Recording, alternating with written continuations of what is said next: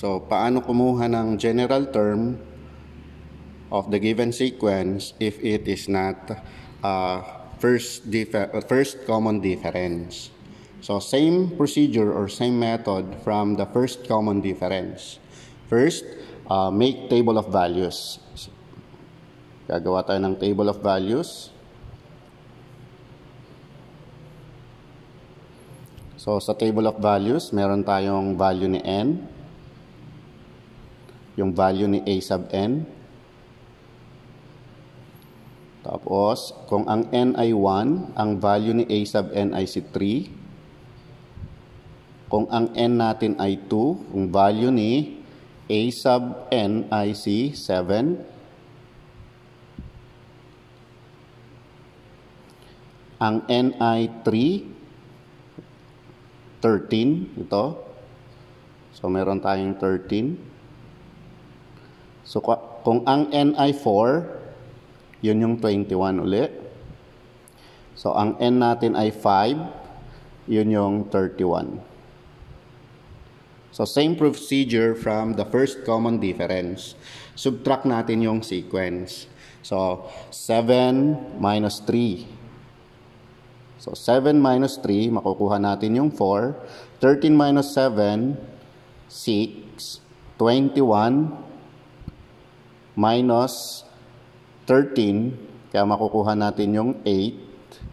Tapos 31 minus 21, makukuha natin yung 10. Yan. So, kung mapapansin natin, yung first difference natin, hindi pare-parehas. So, hindi natin pwedeng gamitin yung idea ng linear. So, ang gagamitin natin, itry natin kung yung second difference ay common or pare-parehas. So, paano gagawin? Isusubtract ulit natin yung mga values ng first difference. So, like 6 minus 4. So, 6 minus 4, makukuha natin yung 2. Tapos, 8 minus 6, meron uling 2. So, you have 10 minus 8, makukuha yung 2. Ang tawag ulit natin dito, ito ngayon yung second difference. So, kung mapapansin natin, pare-parehas. Yun yung tinatawag nating common. So, common second difference. So, kung pare-parehas yung second difference, ang gagamitin natin ay yung idea ng quadratic equation. So, ang magiging formula natin, yung a sub n is equal to a n squared plus bn plus c. So, ang tanong is, paano natin hahanapin yung general term? Para makuha yung general term, dito sa equation na ito or yung formula, hahanapin natin yung value ni A, yung value ni B, yung value ni C. So, paano gagawin yon? Mag-i-equate tayo ng tatlong equation. So, kukuha tayo dito ng tatlong ordered pair. Sa-substitute natin dito sa formula para maka-equate or makagawa tayo ng tatlong equation. So, gagawa tayo ng tatlong equation. So, for example, equation 1. Sa equation 1, gagamitin natin yung first term. So, pag sinabi kong first term, ang n doon ay 1. Ang a sub n naman ay a sub n ay 3. So, ito, isa-substitute natin dito sa formula na ito. Yun yung maging equation 1. So, substitute natin. Ang a sub n ay 3. So, yung a sub n na ito, 3. Hindi ito yung a sub n, ha? Ito ay a n squared. A multiplied by n squared. Ito yung a sub n. Value of a given the value of n. A sub n. So, yung a sub n ay 3. Substitute natin. Tapos yung n ay 1. So, lahat ng n dito, palitan natin ng 1. So, yung value ni A nawawala. Yan yung hinahanapin natin.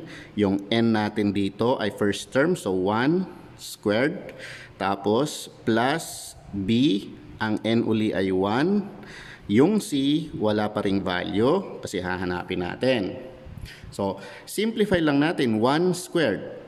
So, 1 multiply by A, kaya magiging equation natin 3 is equal to A. Bakit naging A lang? 1 times itself is 1. 1 multiplied by a given variable, hindi na kailangan isulat yung numerical coefficient na 1. So, magiging A na yan. Halimbawa dito, B times 1. Hindi na kailangan isulat yung 1B. So, automatic na ang ibig sabihin yan, 1B kahit hindi nakasulat yung 1. So, susulat lang natin yung B. So, plus C. So, ang ibig sabihin ni plus C, merong 1 doon as numerical coefficient. So, plus C. So, ito yung magiging equation 1 natin. Yan. So, meron na tayong equation 1. Kailangan pa rin natin ng dalawa pang equation. So, halimbawa, equation 2. Para makakuha tayo ng equation 2, wag gagamitin yung first term kasi nagamit na natin for equation 1. Pag ginamit natin yon, di ito pa rin yung lalabas. So, dapat yung ibang ordered pair naman yung gagamitin. So, mas maganda yung magkakalapit para medyo mas maliliit yung numbers natin, yung mga solution. So, for example, gamitin ko yung second term. So, pag second term ang ginamit ko, ang ibig sabihin yan, ang n natin ay 2, second term, pero ang a sub n, yung value ng sequence, ano yung a sub n natin? Yung pangalawang sequence, yun yung 7. Next uli, substitute natin dito sa formula na ito. So, yung a sub n na ito, 7. Tapos yung n natin ay 2, palitan natin yung n na 2 ng 2. So magiging a, so 2 squared. Tapos plus b times 2 plus c. So gagawin natin, simplify natin. So kaal-copy 7 kasi wala namang isi-simplify doon. Ito, simplify natin to. So 2 squared. Ibig sabihin, multiply natin yung 2 sa sarili niya. 2 times 2. So, magiging 4. 4 times A, magiging 4A. Tapos, 2 times B, magkakaroon tayo ng 2B. Then, again, walang isi-simplify kay C, kaya i-copyahin lang natin. Drag down natin. Ayan. So, ito yung magiging equation 2. Okay, kulang pa na isang equation. So, gagawa tayo ng equation 3. So, equation 3. So, equation 3, so first term, second term, mas maganda yung third term na yung gamitin natin. Pero pwedeng gamitin yung fourth term, yung fifth term, yung sixth term, or kung ano pa yung term na gusto nyong gamitin dyan. Pero pag ginamit nyo yung 6th term or 7th term, ko-compute nyo muna yung term of the given sequence. So, ang gagamitin natin dito yung third term.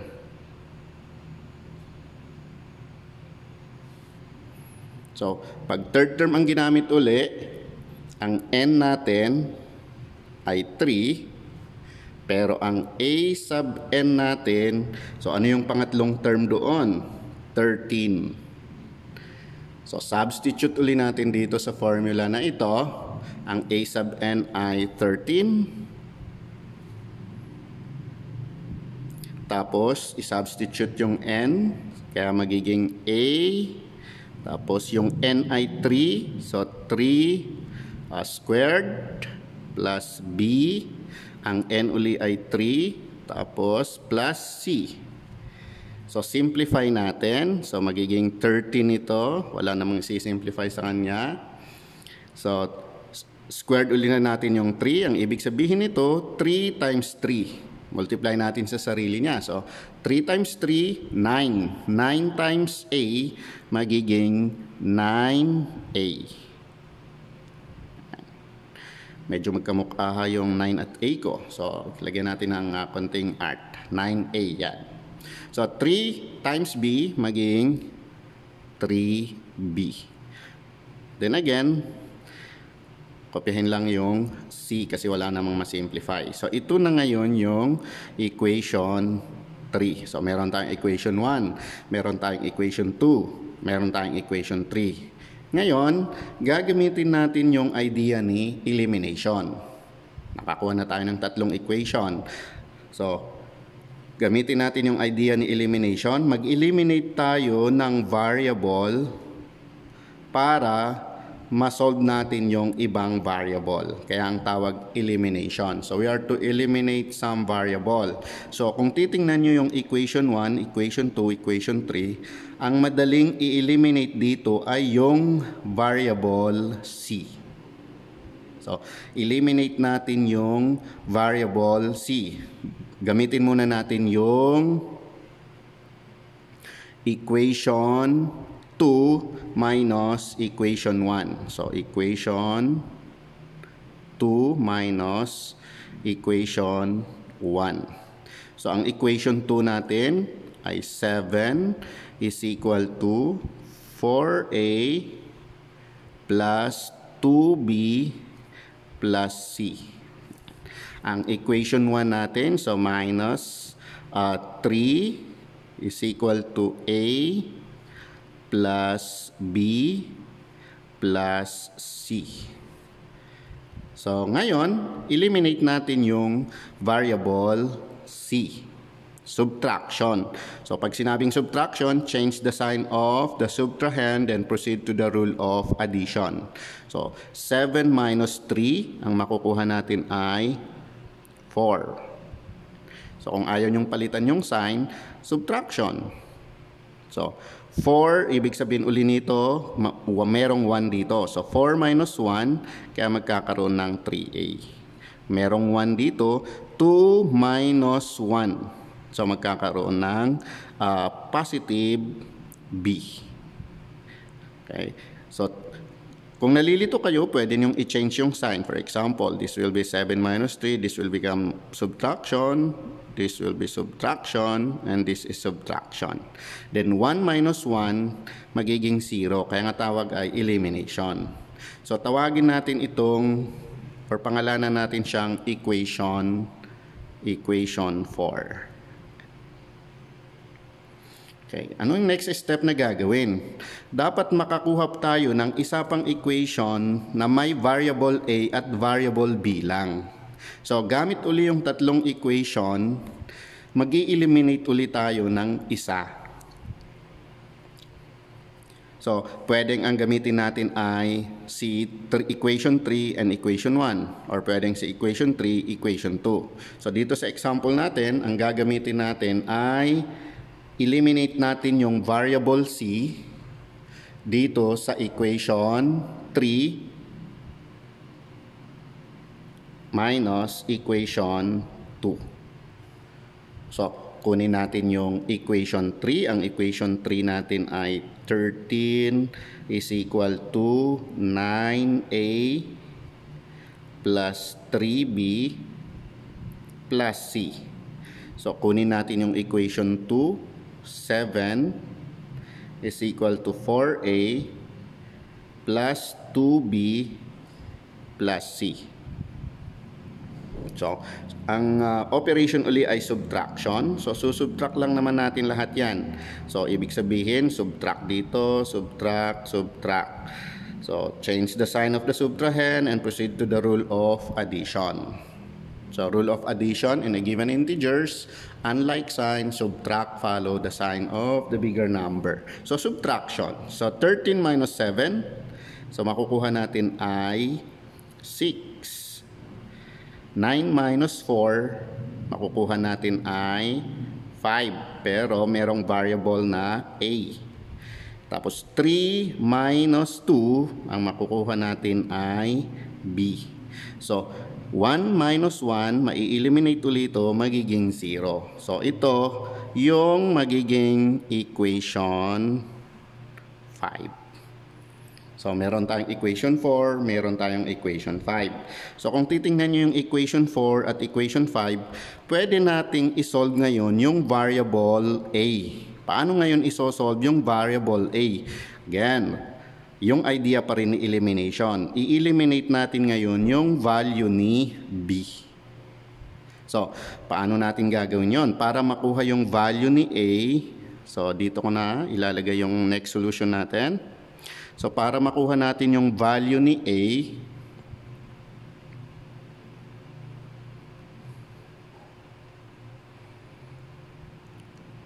susubtract na yun natin yung equation 5 at equation 4. So, magiging equation 5 minus equation 4. So, yun yung halaga na pinangalanan natin yung equation natin. So, ano yung equation 5 natin? Ang equation 5 natin ay 6 is equal to 5A plus B. Subtract it by equation 4. Ang equation 4 natin na ito. So, 4 is equal to 3A plus B. So, operation uli natin ay subtraction. Subtract. So, subtract.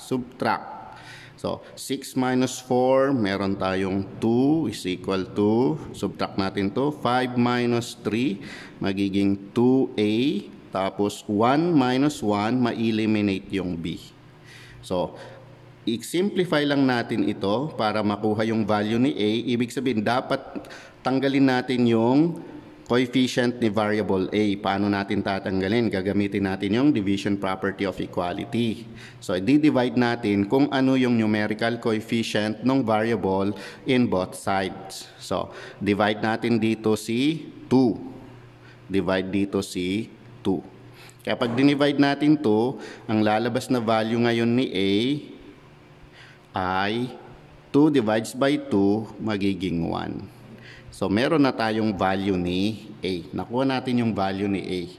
So, kukunin natin yung value ni B. Paano kukunin yung value ni B? Pag titingnan ninyo, meron na tayong equation 5 at equation 4. Pwedeng i-substitute yung value ni A dito sa dalawang equation. Mamili lang kayo kung saan nyo gustong equation dito. So, para sa example natin, ang gagamitin kong equation ay equation 4. So, value, yan, compute na natin yung value ni B, value of B. So, para makuha natin yung value of B, substitute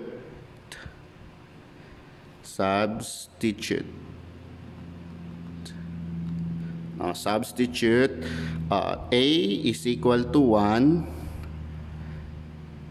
to equation 4. Yan, ang ginamit ko ay equation 4, pero pwedeng gamitin yung equation 5. So, substitute nyo lang. Ano yung equation 2 natin? So, kopyahin natin yung equation 4. Ano yung equation 4 natin? Equation 4 is 4 is equal to 3A plus B. So, ano yung value ni A? 1. Substitute lang. 4 is equal to 3 times 1 plus B. So, saan ang galing yung 1? Yung value ni A na 1 doon sa nasolve natin. So, 3 times 1, so magiging 4 is equal to 3 plus B. So, gamitin natin yung addition property of equality. So, we have to eliminate 3. So, we need to subtract 3 both sides of the equation. Bakit natin gagawin yun? Para matira lang yung B dito sa isang side. So, or pwedeng gamitin natin yung only in the Philippines transposition. So, gamitin natin addition property of equality. So, 4 minus 3 tapos 3 minus 3 plus B. So, we eliminate 4 minus 3. Ang magiging value ni B ay 1. Yan. So, meron na tayong A, meron na tayong B. Ang kulang natin ay value ni C. Ang tanong, paano natin i-compute yung value ni C? Balik ulit tayo dun sa kinuha nating tatlong equation.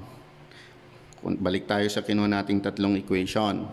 Equation 1, equation 2, equation 3. Mamili kayo rito kung ano yung gusto nyong gamitin sa equation na yan. I-substitute si A, C, B para makuha yung value ni C. So for example, ang gagamitin ko ay yung equation 1. Itong equation 1. So para makuha yung value ni value of C. So substitute. So substitute A is equal to 1 and B is equal to 1 to equation 1. So sa equation 1 ako magsasubstitute. So ang equation 1 natin, 3 is equal to, ito yung equation 1. So A plus B plus C. So substitute lang natin. So magiging 3. So meron tayong 3 dyan. So ang A ay 1 uli. Ang B naman ay 1 plus C. So 1 plus 1. So meron tayong 2 plus C.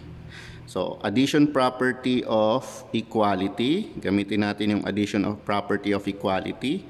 So subtract 2 both sides. So pag sinubtract natin yung 2 both side, meron tayong 3 minus 2 is equal to C. So subtract 2 both side, addition property of equality, or tinatawag nilang transposition. So 3 minus 2, ang value ni C. So ang value ngayon ni C ay 1. Ayan.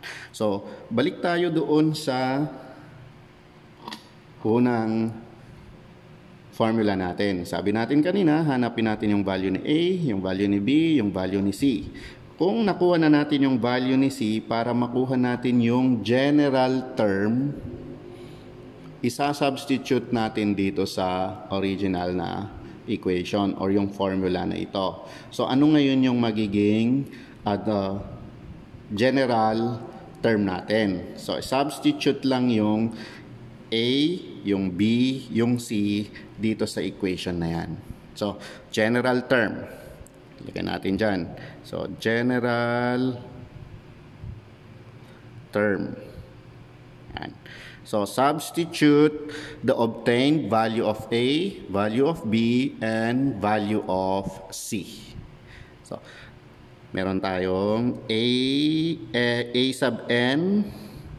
So an squared plus bn plus c. So yung a sub n, wag papalitan kasi iyan yung tumutukoy sa n term. So a sub n. Tapos, ang papalitan nga lang natin si A. So, ang A natin ay 1. Hindi na kailangan isulat yung 1. Kaya magiging n squared na lang. Yung value ni B naman ay 1. So, ulitin natin. Pag 1 ang coefficient, hindi na kailangan isulat. Kaya magiging n na lang ito.